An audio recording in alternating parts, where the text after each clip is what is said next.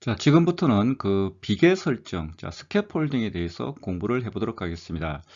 자, 그 비계라는 것은 보통 그 건설이나 그 건축 등 그 산업 현장에서 쓰이는 그 가설 발판이나 그 시설물 유지 관리를 위해서 그 사람이나 장비, 자재 등을 올려 작업할 수 있도록 자, 임시로 설치한 그런 가설물을 뜻합니다. 자, 이런 비계라는 것은 자, 비고체키 그 GPD 그 발달 단계에서 그 성인이나 그 교사나 그 동료 또래들의 그 도움 주기 행위를 갖다가 우리는 그 비계 설정, 그 스캐폴딩이라고 이렇게 보시면 되겠습니다. 비계 그 설정과 관련해서 그 로라 버크와 그 아담 인슬러가 1995년도에 그 어린이들의 그 학습의 그 비계 설정, 그 비고치키와 그 유아 교육이라는 그 책이 있는데 그 이 책에 실려 있는 그 비계 설정의 그 목표에 대해서 그 한번 그 살펴보도록 하겠습니다.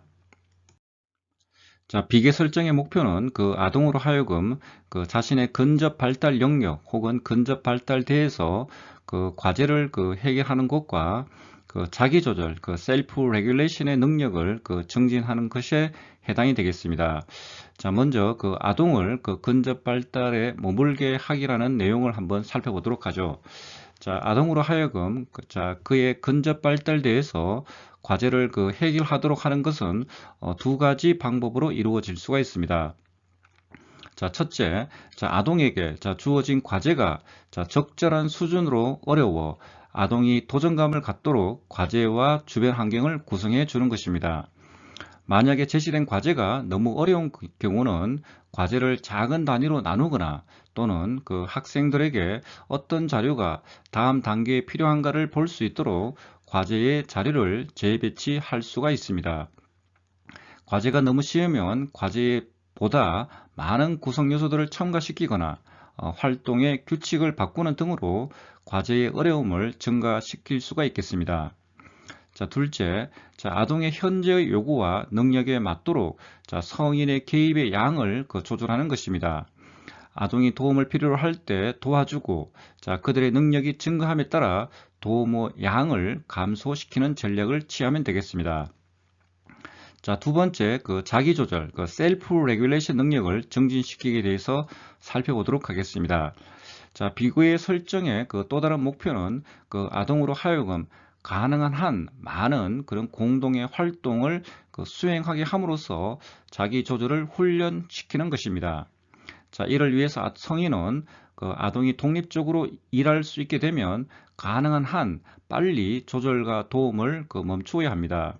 자, 성인들이 명백한 지시를 통해서나 순간적인 문제들의 즉각적인 대답을 주는 방식으로 아동에게 계속해서 영향을 줄 때, 자, 학습과 자기조절은 감소하게 되는 것입니다. 자, 그러나 자, 성인이 아동으로 하여금 해결 발견에 참여하게 되는 질문을 함으로써 아동의 과제 행동을 조정할 때 학습과 자기조절은 최대화된다는 것을 항상 그 유념하시고 이렇게 그 학습을 진행하시는 것이 필요하도록 하겠습니다. 자, 비계 설정의 구성에 대해서 한번 살펴보도록 하겠습니다. 자, 버커와 윈슬러는 그 효과적인 비계 설정을 위해서 세 가지 구성 요소를 그 제안하고 있는데요. 자, 공동의 문제 해결, 그 상호 주관성, 그리고 따뜻함과 반응을 이렇게 제시하고 있고요. 그리고 그 시겔이 그 어떤 그 제시하고 있는 그 거리 두기 전략을 갖다 이렇게 제안하고 있습니다. 자, 이 네 가지 그 요소들을 한번 그 차례로 살펴보도록 하겠습니다. 자, 먼저 공동의 문제 해결입니다. 자, 흥미롭고 자, 문화적으로 의미가 있는 자, 공동의 문제 해결 활동에 참여하면서 자, 아동이 그 참여하면서 가장 중요한 것은 자, 아동이 누군가와 함께 상호작용하며 문제 해결을 위해 노력한다는 것입니다. 자, 이때 그 공동의 문제 해결에서 주된 참여자는 성인과 아동, 그리고 아동과 유능한 아동들이 되겠습니다. 자, 두 번째 상호주관성, 자, 인터 서브젝티버티에 대해서 한번 살펴보면 자, 상호 주관성이라는 것은 자, 어떤 과제를 시작할 때는 서로 다르게 이해하던 두 참여자가 자, 공유된 이해에 도달하는 것을 말합니다. 즉, 공동 활동의 각 참여자가 상대방의 관점에 자신의 관점을 조정하여 맞춤으로써 자, 의사소통을 위한 그런 공동의 화제를 만들어가는 것을 의미합니다. 자, 이때 성인은 자신의 생각을 아동이 이해할 수 있는 수준으로 자, 융통성 있게 풀어줌으로써 상호 주관성을 높일 수가 있습니다. 자, 예를 들면 교사는 그런 새로운 과제를 아동이 이미 알고 있는 것들과 연관시켜 말해주는 것이 좀 필요하겠습니다. 자, 세 번째 그 따뜻함과 반응입니다. 자, 아동의 그 과제에 대한 집중과 그 도전하려는 태도는 자, 성인이 그 따뜻하고 반응적일 때 그리고 언어적으로 칭찬해주고 그 자신감을 그 북돋워 줄 때 그 최대화되는 것입니다. 그 춤을 예시로 들게 되면 그죠? 자, 보통 그 아동이 일시적으로 자, 스텝을 잇거나 자, 지원을 요청할 때면 그죠? 자, 성인은 자, 어디로 갈지를 그 암시를 주는 것입니다. 자, 일종의 도움 주기를 하는 것이죠. 자, 성인은 아동의 다음 동작을 자, 기대하고 자, 아동이 필요로 할 때는 그런 도움 주기를 위해서 자, 아동을 지켜보면서 아동의 행동과 그 보조를 맞춰주는 것이 상당히 중요하게 되는 것입니다. 자, 네 번째 그 언어의 매개를 한번 볼까요? 자, 비계 설정에서는 자, 언어의 매개의 중요성이 상당히 강조됩니다. 자, 시글은 자, 언어를 매개로 한 그런 거리두기 전략, 디스턴싱 스트래터지라는 어떤 것들을 제안하고 있는데요. 자, 크게 한 그 세 가지 그 거리두기를 그 제안하고 있습니다. 자, 낮은 단계의 거리두기, 그리고 중간 단계의 거리두기, 그리고 높은 단계의 거리두기가 있습니다. 낮은 단계 거리두기는 일종의 그 명명하기나 그 묘사하기에 해당이 되고요. 그리고 중간 단계의 거리두기는 비교하기, 자, 분류하기, 자, 관련 짓기가 되겠습니다. 그리고 높은 단계의 거리두기는 일종의 그 추론하기와 그 계획하기와 같은 그런 언어 매개가 되겠습니다. 그래서 그 학생들의 그 수준에 따라서 그 낮은 단계에서 이런 높은 단계로 만다 그 거리두기 전략이 그 필요로 하게 되는 것입니다. 비계 설정의 구성, 그 조절의 단계, 그 레귤레이션에 대해서 그 빌반 패턴과 그 제시카 윌리엄스가 2006년도에 그 제2언어 습득 이론이라는 그 책 안에 실려 있는 그런 내용인데요. 자, 이 두 사람은 그죠? 그 레귤레이션을 갖다가 크게 그 아브젝트 레귤레이션 그리고 그 other 레귤레이션 그런 셀프 레귤레이션 이렇게 크게 한 세 가지 단계로 이렇게 그 레귤레이션을 얘기하고 있습니다. 그런 어떤 대상 레귤레이션 그리고 다른 사람들과의 그런 레귤레이션 그리고 셀프 레귤레이션 자기 자신의 어떤 그런 레귤레이션 세 가지를 얘기하고 있는데 이것을 한번 그 살펴보도록 하겠습니다. 자, 우리가 그 비계 설정에서 가장 중요한 것은 자, 학습자가 그 어려움에 직면할 때는 자, 더 많은 도움을 주고 즉 학생들이 범하는 오류의 유형에 자, 민감하게 반응하고 자, 능숙하게 과제를 수행하게 됨에 따라 더 적은 그런 도움을 그 제공해 주는 것이 필요하겠습니다. 자, 레귤레이션은 크게 보게 되면 그죠? 한 뭐 세 가지로 이렇게 볼 수가 있습니다. 그 첫 번째가 그 object regulation 그런 어떤 대상들과의 그런 어떤 상호작용하는 것이죠. 그리고 두 번째가 그 other regulation, 그 타인 조절인데 그 내보다가 뛰어난 사람들과의 그런 상호작용이 되겠습니다. 그리고 만다 이런 과정을 거쳐서 마지막으로 내가 내 스스로 그죠 이렇게 그 어떤 그 문제를 그 해결할 수 있는 능력이 해당이 되는데 이것을 그 셀프 레귤레이션 그 자기 조절이라고 합니다. 쉽게 말하면 타인의 도움 없이 자기 스스로 사고하고 그런 문제를 해결하는 능력이 되겠습니다. 그리고 우리가 이런 어떤 other regulation에서 이런 self regulation으로 이행해 가는 과정에서 중요한 것이 하나 있는데 바로 그 contingent regulation이 되겠습니다. 이 contingent regulation은 그 유관 조절인데요.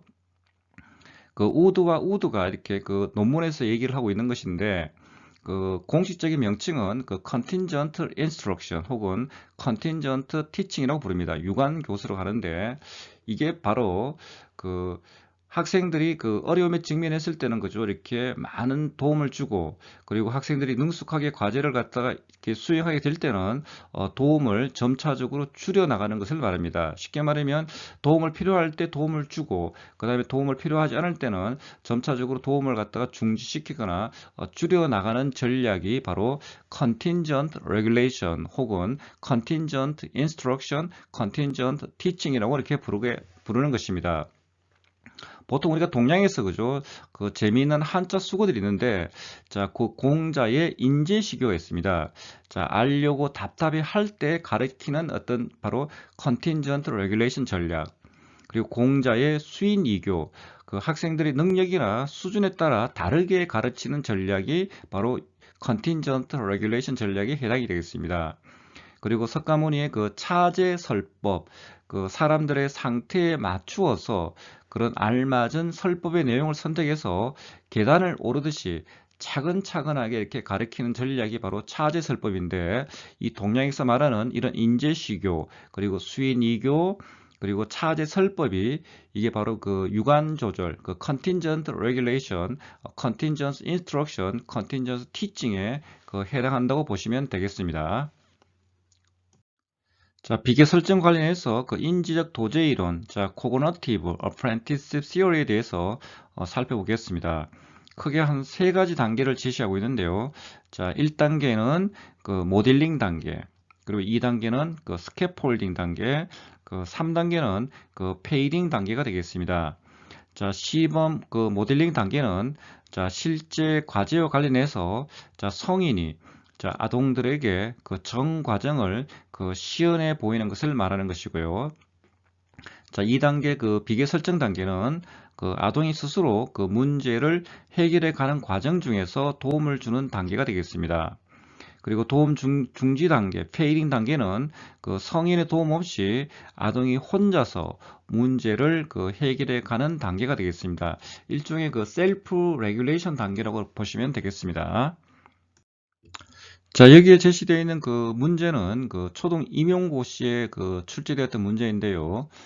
자, 그 왼쪽을 보시면 그죠? 자, 정교사는 자, 그림과 같이 그 학습 성취 수준이 낮은 학생에게 자, 필요한 그 학습 전략을 그 시범해 보이면서 그 사회적 상호작용을 통해 도움을 주되, 자, 학생의 수준이 자, 목표치에 도달할 때까지 자, 교사의 도움을 점차적으로 줄여 나갔다. 자, 정교사가 적용한 자, 수업 전략과 가장 가까운 것은 무엇이냐는 그 질문인데요. 정답은 그 비계 설정, 자, 스캐폴딩이 되겠습니다. 그리고 오른쪽에 자, 그 교사가 수업 중에 적용한 그 전략으로 가장 적절한 것인데요. 자, 첫 번째 그 교사의 그 지문을 보시면 그죠? 자, 여러분 지금까지 자, 글을 잘 읽기 위한 방법을 그 설명해 보았어요. 자, 이제부터는 자, 선생님이 직접 글을 읽으면서 선생님이 생각하는 것을 여러분에게 말해 줄게요. 자, 선생님이 이 방법들을 자, 어떻게 사용하는지 잘 들어보세요. 자, 이런 어떤 전략들은 바로 그 모델링 전략이 되겠습니다. 비계 설정의 그 전략의 하나로서 그 팔린스카와 그 브라운이 그 1984년도 논문에 그 제안한 그 상보적인 교수, 자, reciprocal teaching에 대해서 그 살펴보도록 하겠습니다. 자, 이 상보적 교수는 그 초등학교나 중학교에서 그 읽기 능력이 낮은 학생들을 위해서 그 고안된 것인데요. 자, 이 방법은 자, 교사들이 처음에 학생들이 읽는 동안에 그 교사에게 물어볼 만한 질문들이 무엇인지를 그 시범 보이는 것으로 시작합니다. 그리고 나서 자, 학생들은 각각 교사로 지명되어서 교사의 역할을 담당하도록 하며, 자, 일종의 학생 교사 역할을 하는 것이죠. 그리고 학생들 서로를 위해서 또 질문들을 만들어내도록 하는 그런 전략이 되겠습니다. 자, 이런 어떤 그 상보적인 어떤 그 교수는 그죠? 크게 그 네 가지 전략이 있는데, 그 요약, 질문 생성, 그리고 명료화, 그런 예측, 이렇게 네 단계를 어떤 제안하고 있습니다. 자, 상보적 교수에서의 그 학습 활동은 자, 소집단 구성원들 간의 그런 어떤 상호 협력에 의해서 이루어집니다. 자, 교사는 그 학생들을 소집단으로 나누고 각 집단에서 교사의 역할을 맡을 그 학생을 선정하도록 합니다. 자, 학생들은 어떤 교재를 읽고 자, 선정된 그 학생 교사의 주도하에서 대화를 시작하게 되는 것입니다. 자, 소집단 내의 대화는 자유롭게 이루어지지만 그런 네 가지 전략, 자, 요약, 질문 생성, 그리고 명료화, 자, 이런 예측과 같은 이런 네 가지 전략들이 반드시 사용되어야 합니다. 자, 학생들은 자, 점진적으로 자, 성인 교사의 역할을 하는 것으로 가정되고 자, 다른 학생들과 대화에 참여하면서 자, 글의 의미를 구성해 나가게 되는 것입니다. 자, 세부적인 사례는 다음 슬라이드에서 살펴보도록 하겠습니다. 여기에 제시된 내용은 중등 임용시험에 출제된 내용인데요. 왼쪽을 보시면 그죠? 다음은 자, 중학교 자, 땡땡과 수업 지도안의 일부분이다. 자, 이 수업에 적용된 자, 교수 학습 방법은 무엇인가? 자, 그 밑에 하단을 보시면 그죠? 자, 도입 단계에서 자, 인구 증가와 자원 이용에 관한 글 읽기를 5분을 하고요. 그리고 전개 단계에서 자, 읽은 글의 내용을 자, 학생 각자가 요약하기. 자, 교사와 학생, 자, 학생과 학생이 번갈아 가며 자, 질문을 만들고 대답하기. 그리고 대답에 근거해서 자, 요약을 자, 명료하기. 그리고 다음에 이어질 내용을 자, 예측하기. 자, 이 수업 방법은 바로 팔린스카와 브라운이 제안한 상보적인 교수, 자, reciprocal teaching이 되겠습니다. 자, 오른쪽에 한번 볼까요? 자, 특수학급에서 수업 사례인데요.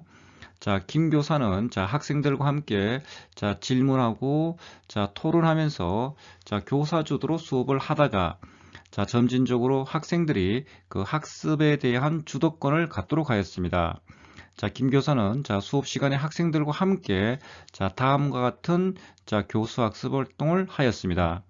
자, 예측하기. 자, 학생들은 자, 글의 제목을 보고 글의 내용을 예측한다. 그리고 질문 만들기. 자, 학생들은 자신이 읽은 글에서 자, 중요한 내용을 파악하기 위해서 질문을 만든다.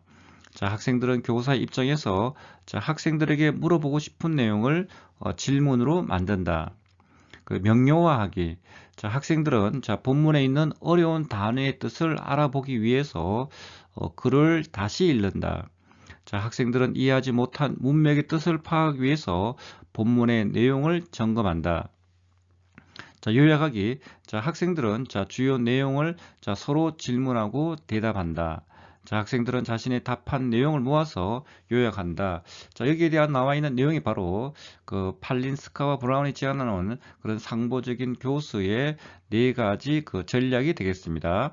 자, 예측하기, 자, 질문 만들기, 자, 명료하기, 자, 요약하기에 해당이 되는 것입니다.